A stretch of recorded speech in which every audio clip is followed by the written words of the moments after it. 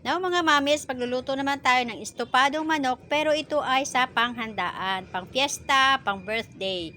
10 kilos na chicken, saging na saba, iprito muna, sibuyas, bawang, iihaw, anisado, yung pang flavor, sibuyas, bawang, paminta, buo o durog, laurel, sangkaka, 2, aswete, oregano leaves, pwede nyo sabihin po sa tindahan.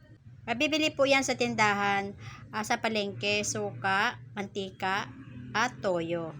Itong oregano mga mamis, ito ay dry oregano. Sadya ito ay oregano pangluto. Sasabihin niyo pag bumili kayo sa palengke.